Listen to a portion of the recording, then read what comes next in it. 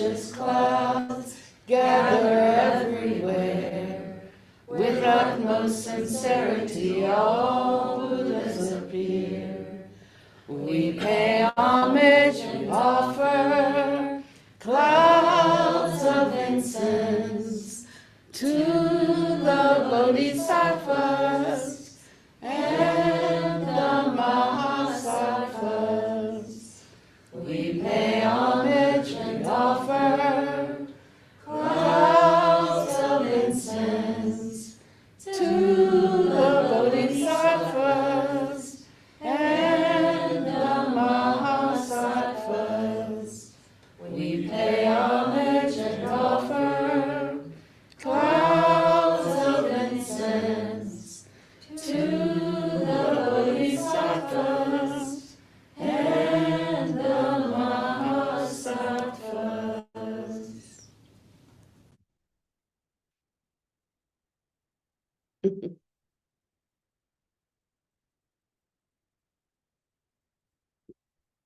I was thinking about a song, one of the first songs I learned as a little girl going to vacation Bible school. And it was, "Oh, how I love Jesus." And then there was the question, well, why? And it's because he first loved me. So there was the condition, there was the setup. I love you because you love me. And some of us have not grown beyond that. We have not grown beyond a capacity or a seeing to love another only if they love them. So that's the beginning of the journey. That's not the end of the journey. That's not giving me a tissue. That's just the beginning. We have to start, thank you, someplace. And that's a great starting point. To have an appreciation for another. Have an appreciation for another's appreciation for you. That's a starting point. But many of us never grow beyond that. And so we never grow into the one who first loved the other. And we end up spending our whole life responding then to what we perceive as a love that was offered to us. Therefore, I can love you back. And if we really reflected on this, we could see the difference that it makes in our capacity to have a fullness of joy that rises up from the inside. Yeah, we may be, challenged by some things that happen on the outside, but our strength is found on what actually arises from the inside, what comes up inside of us. So in other words, if I have aught against you, I drink the poison first. I experience the poison. I know the poison of rejecting another.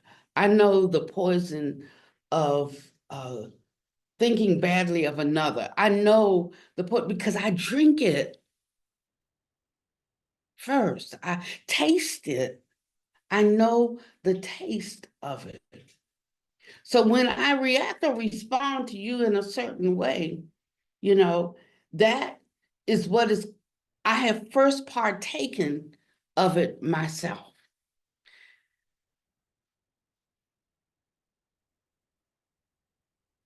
And because of our delusion, we don't often recognize or realize that we took the first drink of the poison. And we say, you are doing something to me. So the Buddha challenges us to try to think about this in another way. I can hate on you all day long. Doesn't have to bother you one bit, But me, I'll be in great distress about it. I'm the one who experiences it. I'm the one who knows it. So I want to talk a little bit this morning about this journey of life. I'm not talking about Buddhism today. I'm just talking about reality, the reality state, as opposed to what we think in our minds, the actual reality state. So thinking about that song, because I woke up with that song on my mind, and right on the heels of the song that I was thinking, like, yeah, it's easy to love somebody because they're not here and you're not putting up with their mess, But he didn't even really say love me. He said, love your neighbor. He said, if you can't love your neighbor that you interact with every day, actually, how can you think that you love me? And he was showing them how our ideas of affection that are based on us feeling loved by others, how that influences us in a certain way. So I can think it's easy to love Jesus because he's not here. But, there's some that are here, and it's very difficult for me to even think about loving them. So that's why we like ideas about like grace, like unmerited favor, unearned favor. It's bestowed. We think, oh, that's so wonderful. That's the highest when it's bestowed on us, not us bestowing it on others, but when it's bestowed on us. So we like to think in these terms like, oh, the greatest thing is, to receive grace, that unmerited favor, undeserved, unearned favor. But in actuality, laws of merit have to be met in order to ascend into the realms of what is beyond our ordinary deluded states of consciousness. That's just it. And that's where work starts to become important. It's where cultivation becomes prominent, because it's only through cultivation that we can actually ascend into the realms beyond our deluded ordinary thinking. We think all kinds of things in our head, what we're going to do, what we're not going to do, how we're going to do it, when we're going to do it, where we're going to do it, why we're going to do it, who we're going to do it for. We think all these kinds of things, but it's only the actual doing of things that create an experiential reality state that we can penetrate and understand and enter into higher realms of knowing, higher realms of existing. That's why two people can be going through the same experience, and one is literally dying, and the other is going through it like a walk through the park, because it has to do with the activation, not about things, but the activations of behaviors that bring us into an actual state of engagement. I'll say it like that. So our ascension then, our ability to enter into higher states is limited, because we receive the outer external teaching, but can't transport or enter into the truth of those teachings, because our behaviors don't carry us there. They don't take us there. So that's what we call evil and erroneous views, actions that don't take us towards our goal, but that take us away from our goal.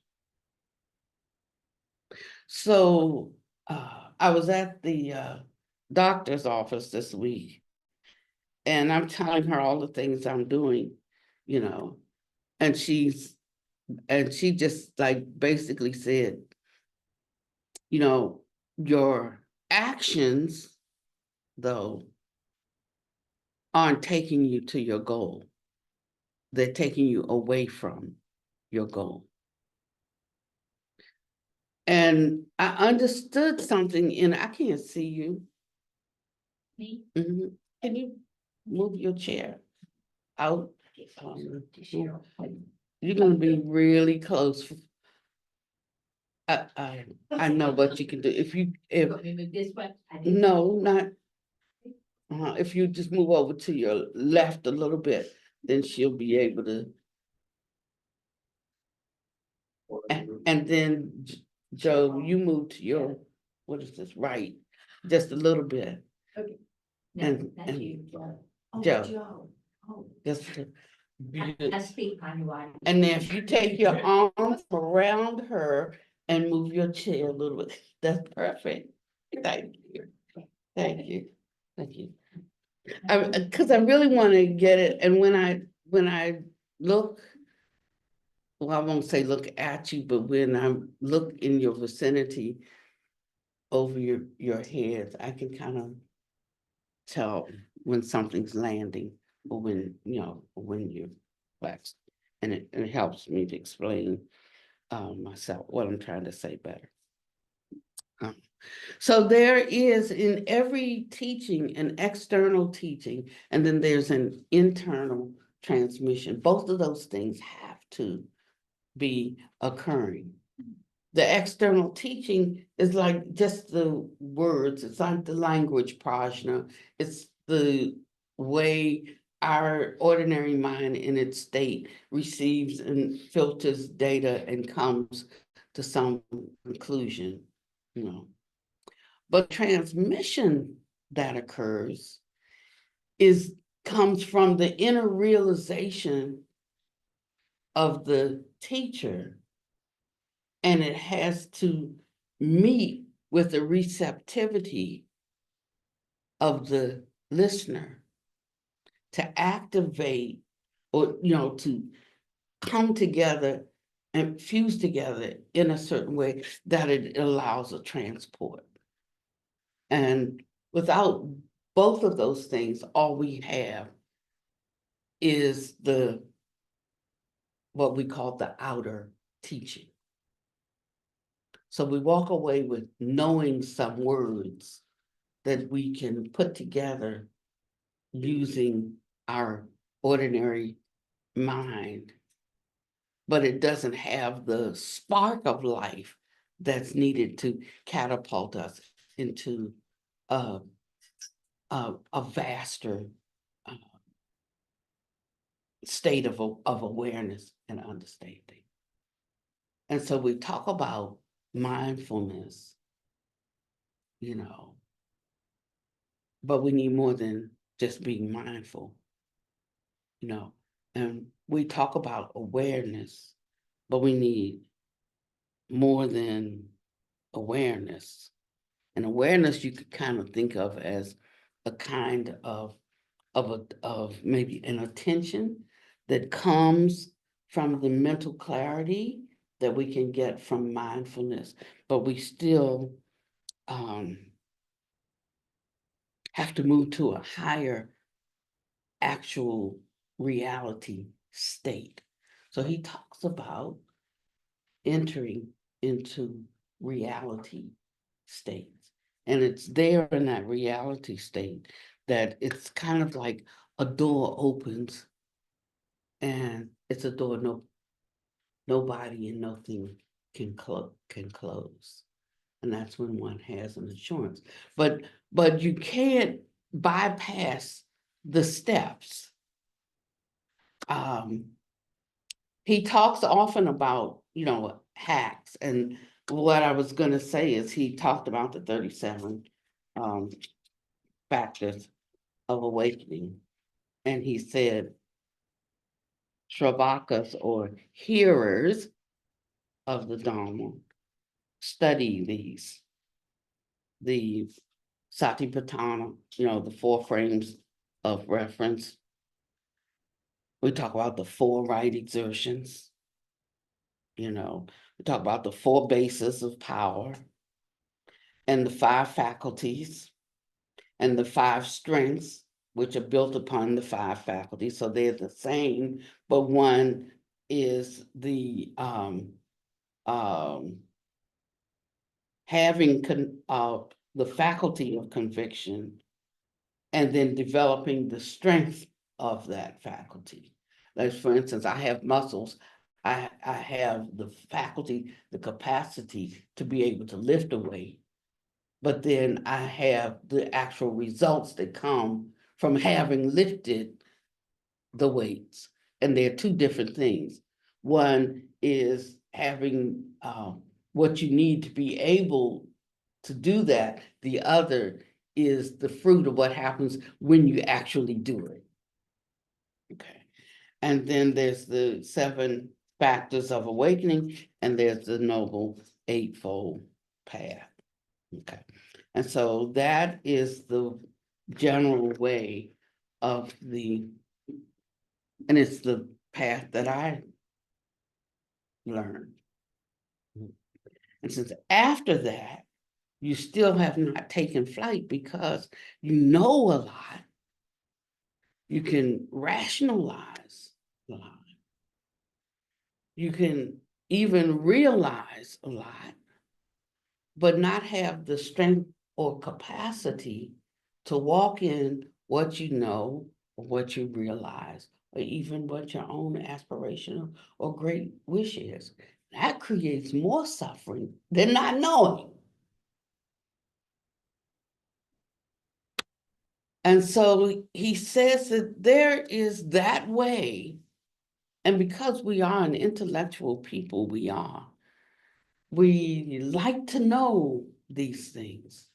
But sometimes the knowing of so many things actually becomes a hindrance. In the beginning, it's good. It feels good because it tickles our fancy. I'm gonna tell you, your smile is so bright. It's distracting to me. I'm drawn to it. It's so beautiful. I'm sorry to put you on the spot like that, Dina. But I just have to say that.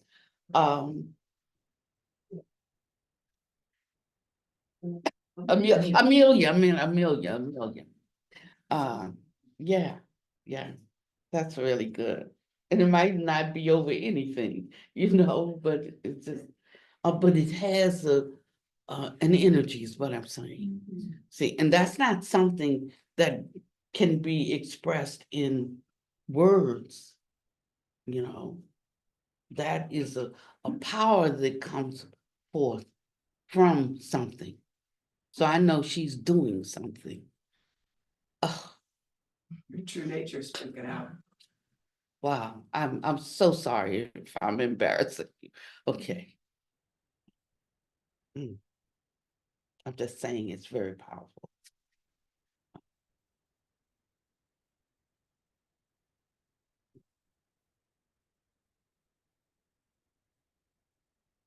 So sometimes we find ourselves having daily mental crises, and some of that is just due to the fact that we really don't know, or if we know, we're uncommitted to the end result.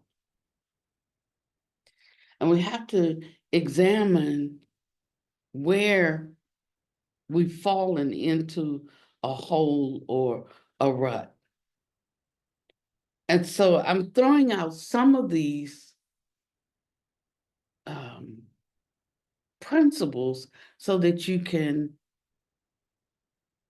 figure out, if you're in a rut, how to get out of it. Because somebody might come by and give you a hand and help pull you out, but suppose nobody comes by. Then what do you do? How do you get out? And this is where understanding of Dharmic principles becomes so important. There is not anything that we experience that there is not a way of escape.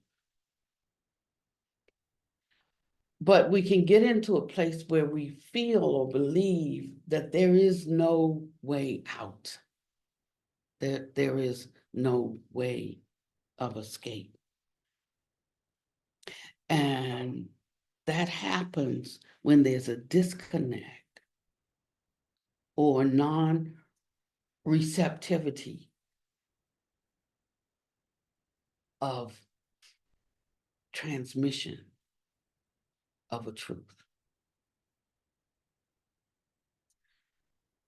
So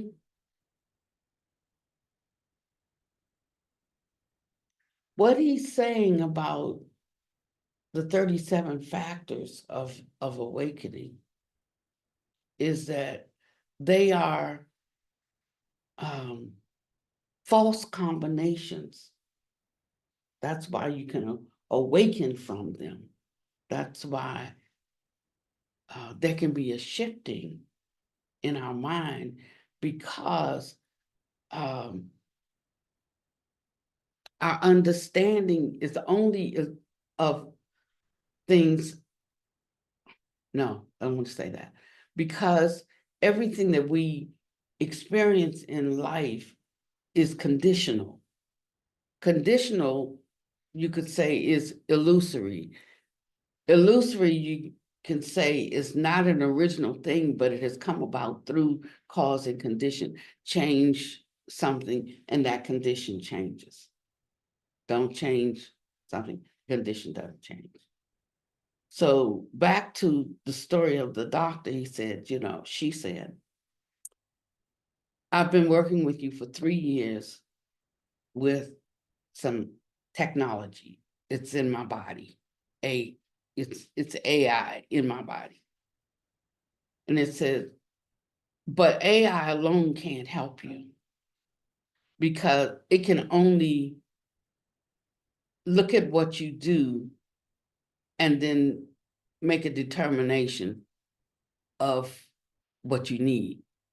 So if you don't do anything, then it can't get smart and figure out how to support you. So she said, you don't need more technology. Medicine's not going to help you much more to feel better. Surgeries are not going to help you. There's certain behaviors you have to initiate. And if you do, we have equipped you with gizmos in your body that will compute all of that, and they will support your body at giving you what you need to feel better, to live better. So if you don't teach it anything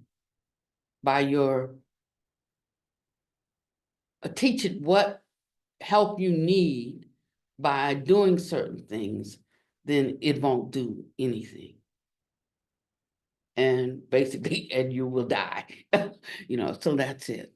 Now, I've heard it lots of different ways, but I heard that in a way that I understood. And instead of getting dejected, I am like so excited. And so for 2 days, I've been doing everything, not just checking with my sugar when I eat, once a day. And some days I don't feel like it at all, because I'm eating the same thing. So what happened yesterday goes for today, something like that, but doing what she said.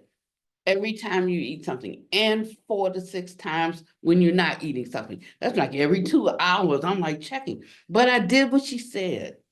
And she said, when it's in this range, do this. When it's in this range, do that. And it will learn what you need. It will learn how you process.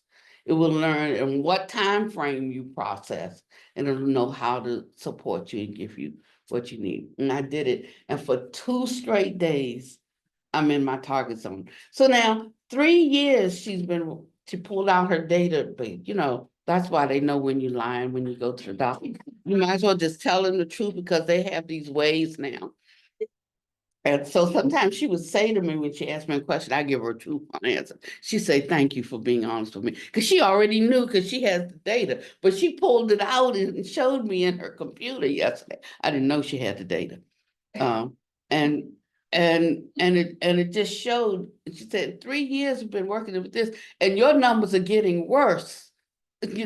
From the day we started, they're worse instead of getting better. So this tells me you have not taught this computer anything. That means you have not complied behaviorally with what it takes to get better. And so the Dharma is a lot like this. We have to comply behaviorally if we want to get the benefits of it.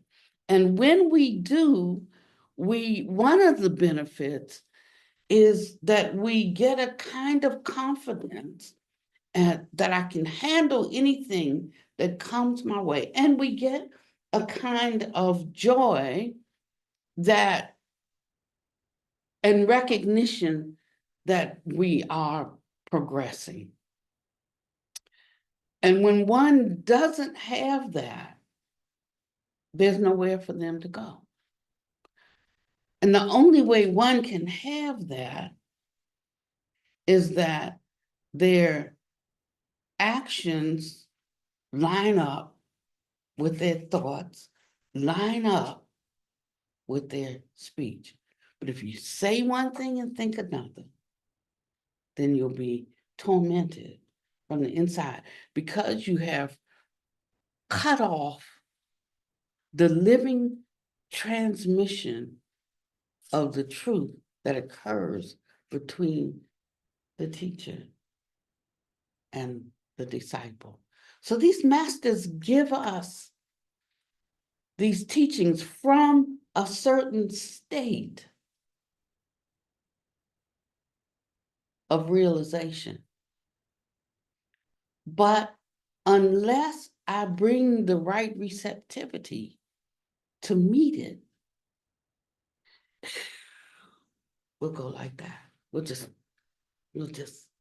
go, we'll miss. We won't even go bump in the night.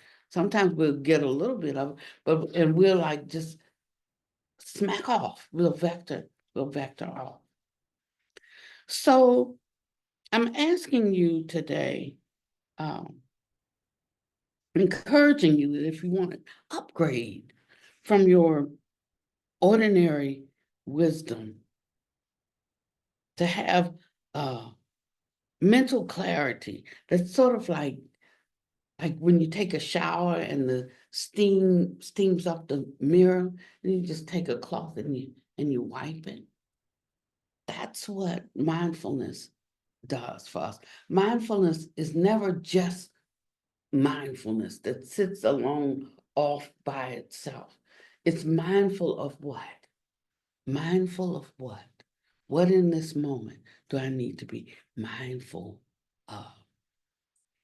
And that's with everything that's happening throughout your day, something that you're doing, some project that you're working on, some interaction you're having with someone. The question is, doing this right here with this person right here, what is it that I need to be mindful?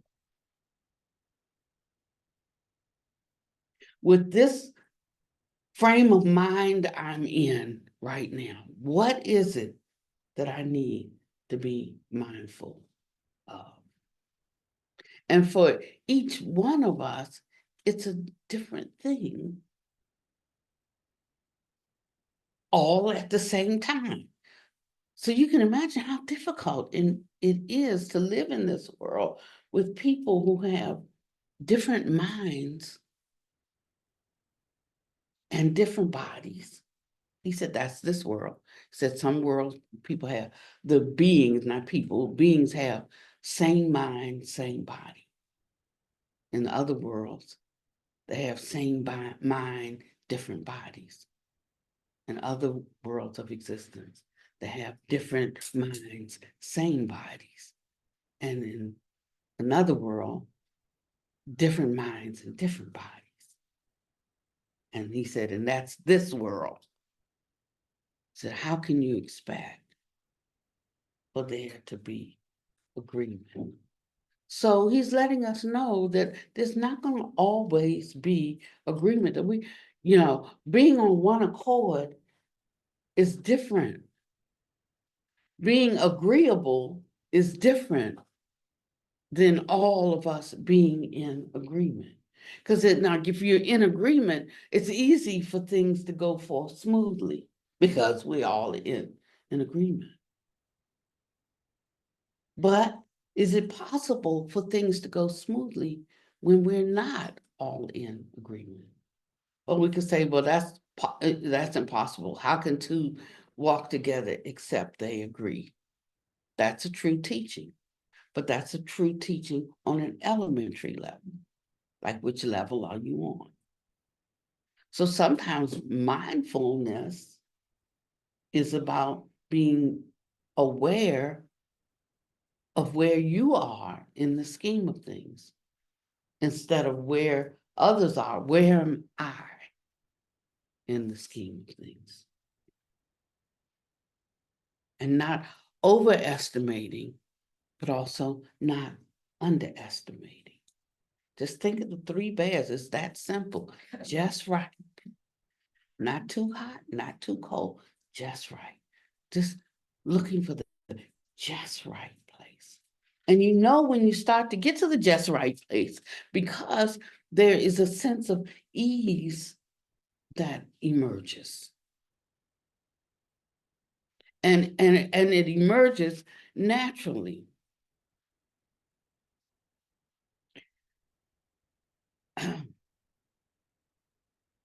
So I'm going to read 2 paragraphs.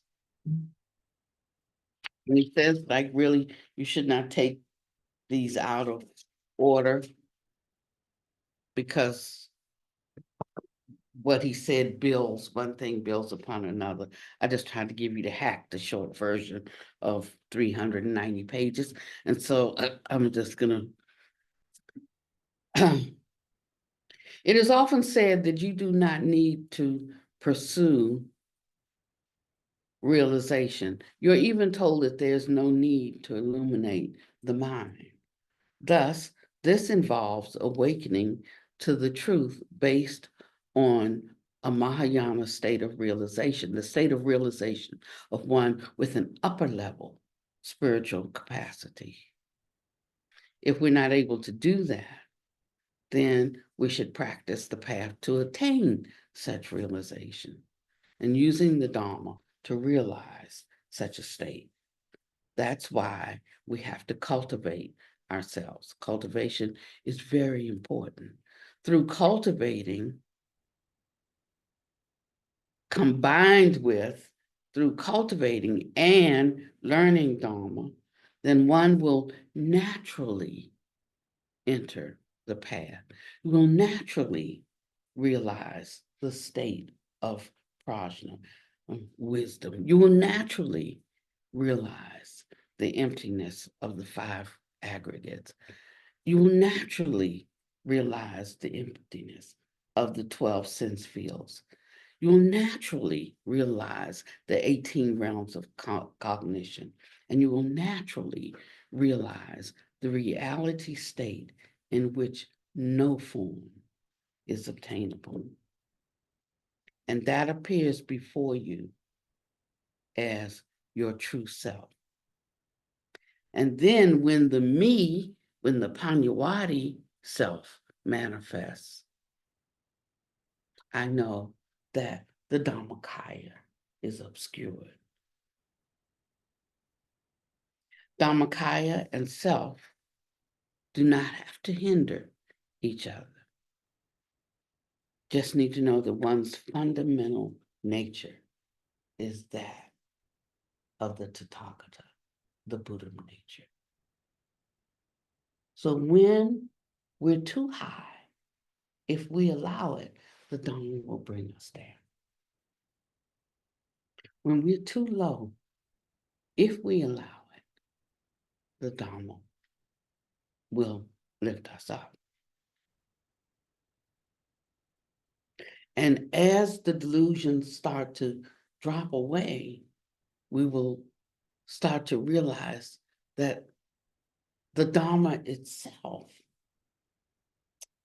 is an illusory combination of factors, and there's actually no Dhamma. Now, that can be hard to understand if we have concretized everything.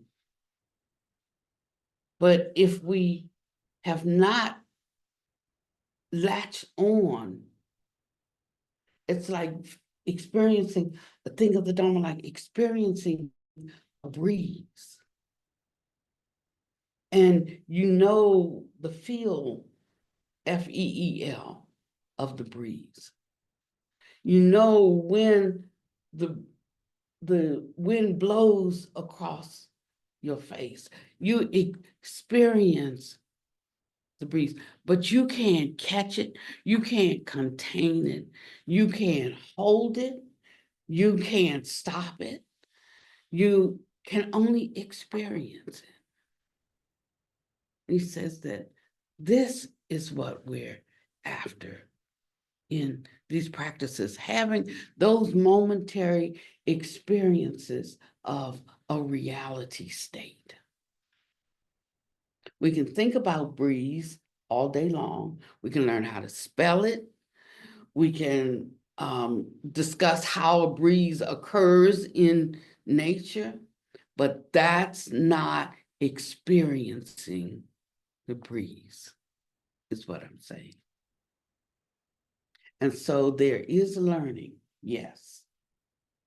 But what I'm telling you today is that there is also the necessity to enter into the reality state of the words, because only there will we find life.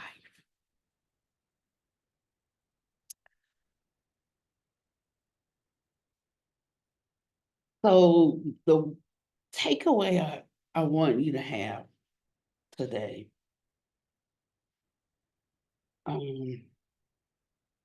is that everything that you do in life affects not only you, but it affects others. So what we do should be carefully contemplated, because that's how we support one another. So if I know your aspiration is one thing, then I don't try to draw you into something that is evil, that does what? Takes you away from your goal, from your aspiration. Rather, I would try to do something that would support your aspiration and your goal. And in doing so, I benefit myself without me having to do anything for myself. And by the same token, birds of a feather flock together. So if I constantly make associations of a certain type, then I have to know that there is a seed of that in me that draws me to that. That's where the mindfulness part comes in on both sides. So if we are mindful of that, that mindfulness will produce an awakening inside. And that's what we would call intuition, awakening inside. All the rest is tuition, it's out there. But that awakens something inside of us. And intuition is like a light being turned on. It's the light of our own Buddha nature.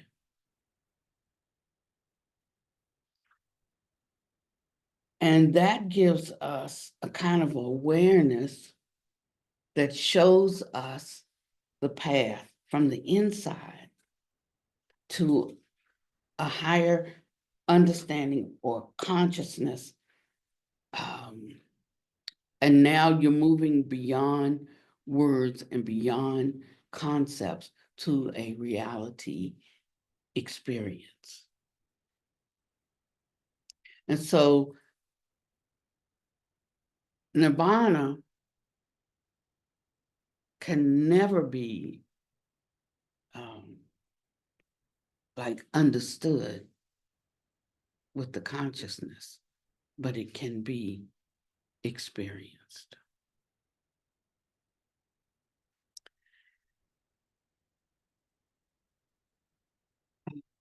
That's what I have for you today.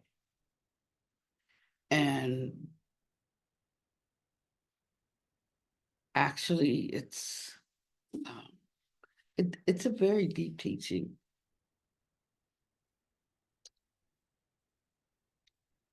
And so I was happy that it came to me. Yesterday, I woke up and I thought about Azazi and how she wants us to come and do a retreat. And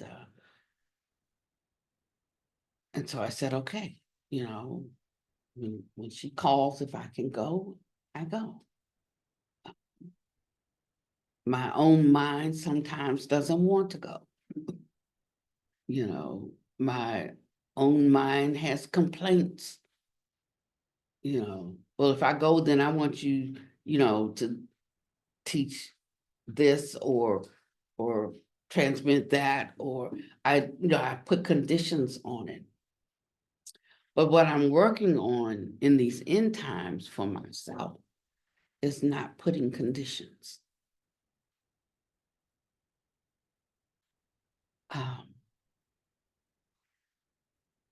And I found that when I woke up, I had such gratitude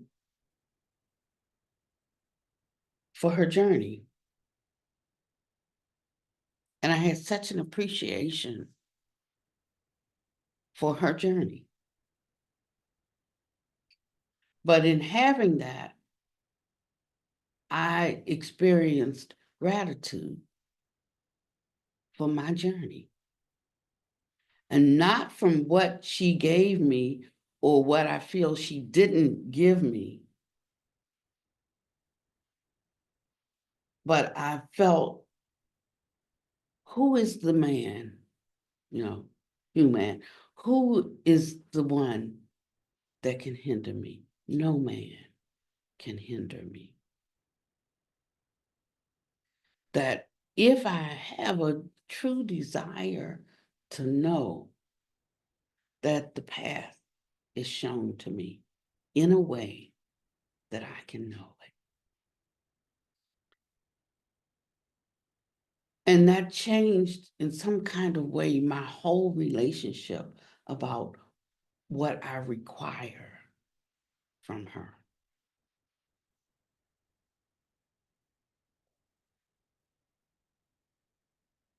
And I'm just loving the appreciation that I have for her today.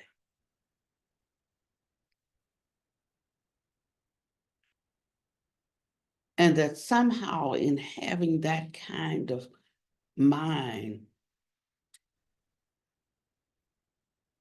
towards her, that I also receive that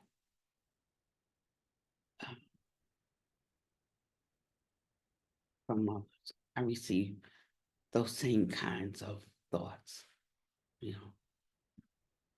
So it's not always what we do for ourselves that puts us in a good stead, but it's how we choose to think about others that frees us from our own inadequacies and helps us to know our own goodness.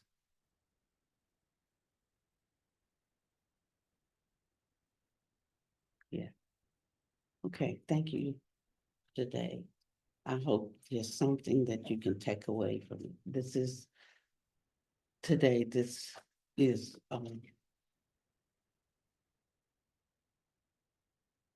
a very wonderful reflection on the reality state.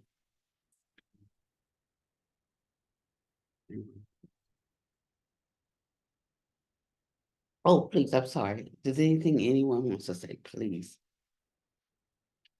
feel free. Yes. For me, this felt like part 2 of Wednesday's talk. For me, I usually don't write anything down in reviews. It's the difference between using the energy to swim upstream against the stream and float against the stream.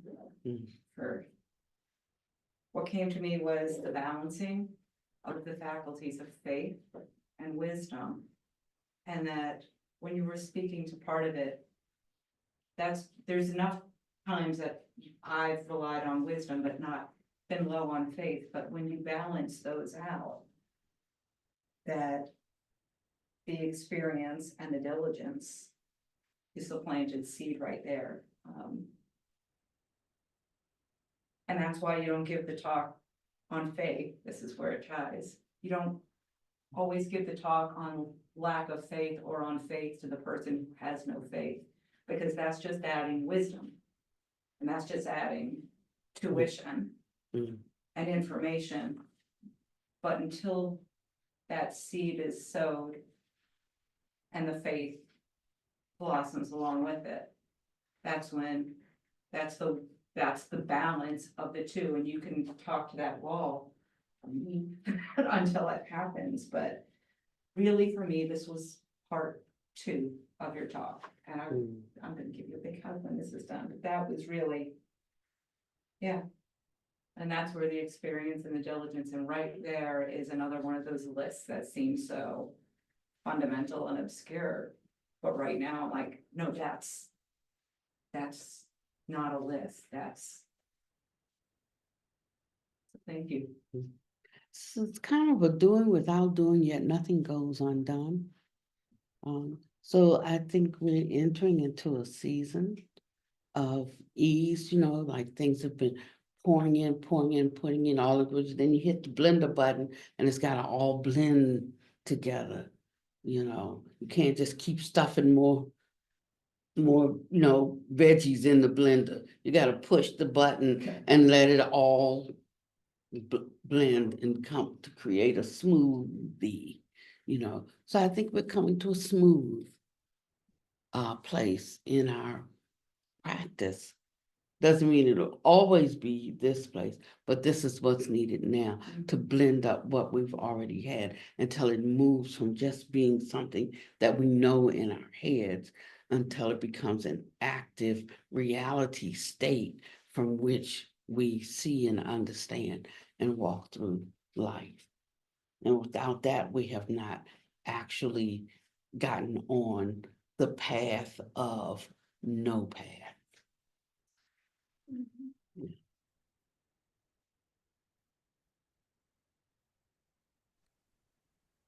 Anyone else have anything? Hi, I'm Lauren. This is my first time speaking, so please bear with me. And hello, Venerable. Hello, everyone. Um, for me, this was such a beautiful explanation of right mindfulness. And for me, I've been working on accepting that I'm not going to have, well, I have yet to have right mindfulness at all times, but I'm working on catching myself sooner and moving into right mindfulness. And I just, at first had that struggle of, oh, how am I going to watch every thought? And it's not about watching every thought. For me, it's been more about just acknowledging where I am. And what you said was, where am I in the scheme of things? That's so powerful. That's a question I can ask myself at all times, and it is practice. So I just wanted to say thank you. Thank you, sister. What's your name?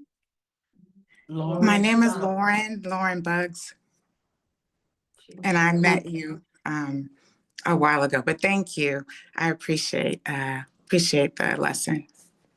Thank you, sister.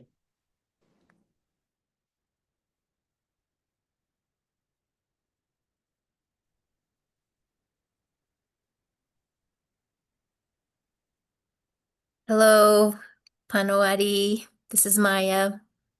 Hey, Maya.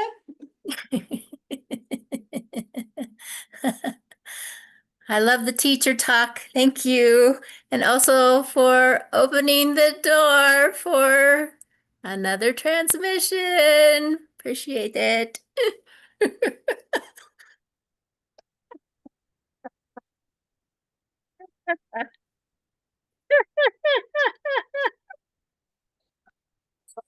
Joyful transmission. Yeah. Another transmission. Thank you, sister. That's rejoicing. Yeah. That's rejoicing.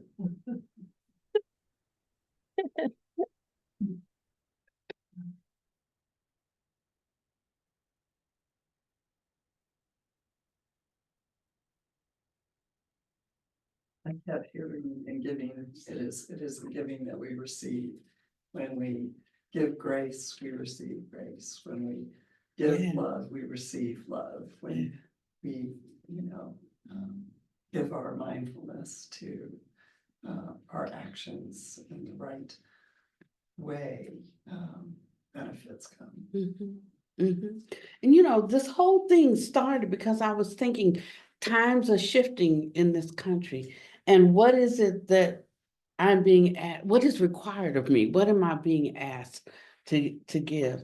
So Dina stopped by the Hermitage yesterday, and we were talking for a few minutes, and she was telling me that they cut 1.4 million It looks like there's one. from the school system's budget. And I said, well, what does that mean? And she gave me a rundown of what that means, which programs get cut, which programs get billed to Medicaid, and if the Medicaid is cut, then that program is cut, things that we think are unrelated, services unrelated to things. And so she gave me a good idea of what things are being cut from the school, the school would have to be cut from the school budget. And I said, well, then that's got to affect everything. It's got to, affect, cultural programs, music programs. It's got to affect so many things. What is it that we could do? And so I was thinking that maybe these are the times that we're going to have to step up when we have certain skills and certain abilities. So where it might be good, somebody needs to go and let their displeasure be known and to say, you're not speaking for me when you make these kinds of political decisions. That needs to be done. Somebody needs to do it.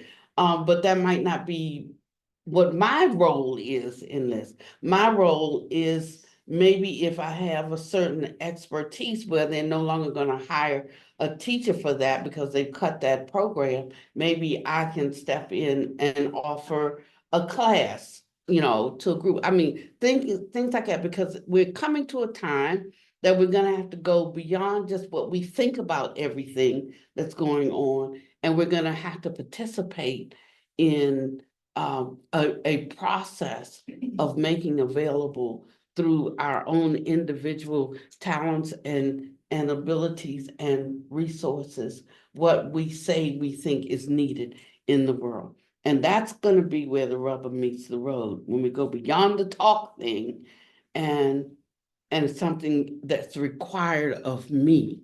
And I have felt impotent to a great extent because I'm not called to political debate, you know. I'm not called to be that voice in the world. I'm called to be the reconciler, the holder of the place, you know. But what else can we do that makes us not feel impotent? You don't have to teach my child. I'll teach my child, you know. But I can't cure your child.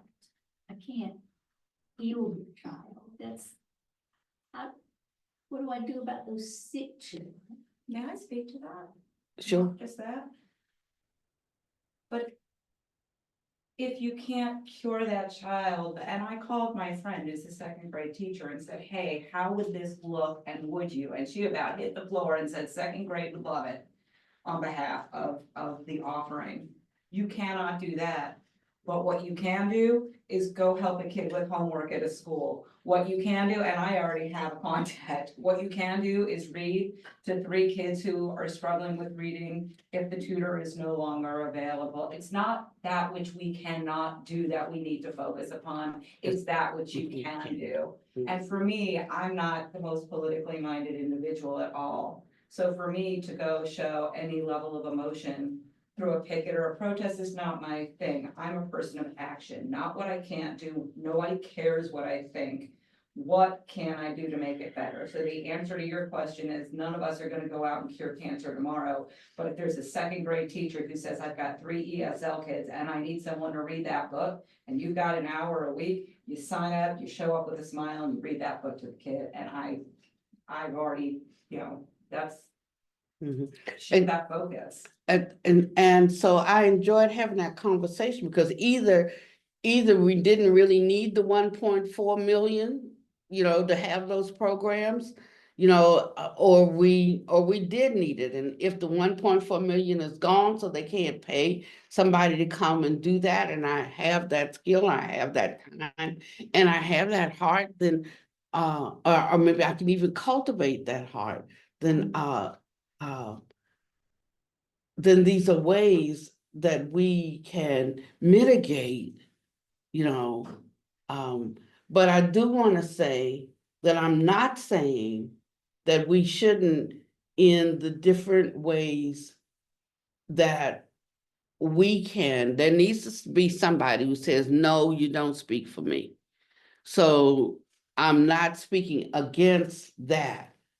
I'm only speaking of ways that we can participate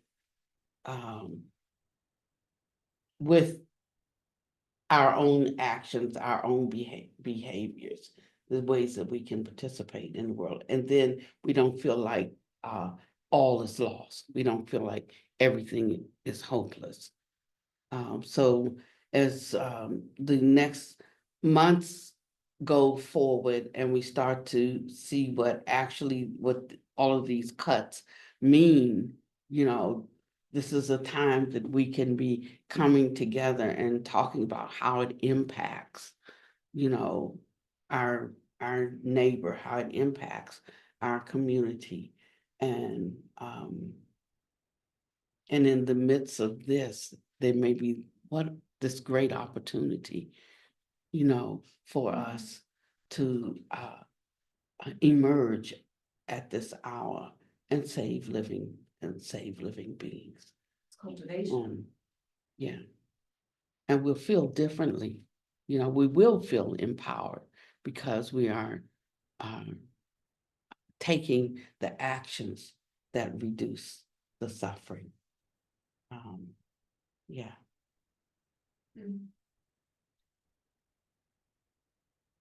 That's like touching the reality state. Yeah, And it's not just the school. right. I mean, it is everywhere. Every, And so it's not either this or this. It's like on this long line of things that are being lost. Where is it that I can step into?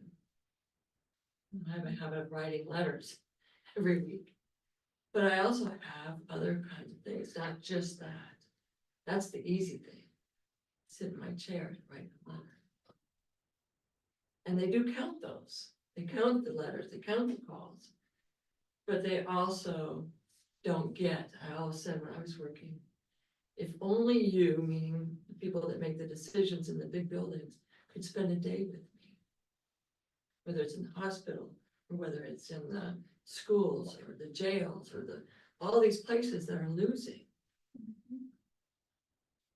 If you could just spend a day and see the impact of your decision making. And we could say that about ourselves. The impact of our decision making is huge. It's just remarkable how day after day this is happening. But then that means day after day, I get to step up and I get to look at it and say, where is it that I can be of benefit? It's Kadari's song. mhm, mhm, yeah, It's Kadari's song in action. Act locally, think globally. mm, yeah. And that's what I got from seeing my doctor, the other day. And before, I didn't want behavioral. I want you to give, at this point, give me a pill or at this point, but suddenly I found my own strength, that I can do this. And not even for longevity's sake, but that I can be who I am. I can know who I am, and I've been in many appointments with you over the years. And nothing's really said. But when you speak of causes and conditions, at the right time, with the right words, that right impact. mhm. And what you shared this morning, such an incredible recap of what took place on Friday afternoon.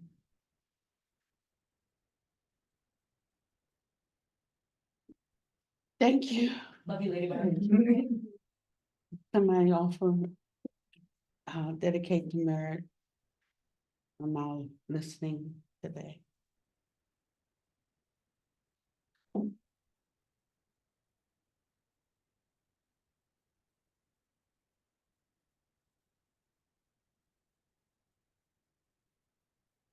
We dedicate the merit of our time together today to all beings in the Dharma sphere.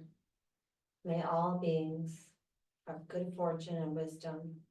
May they have peace and auspiciousness. And may they discover the path to liberation. Thank you. Thank you.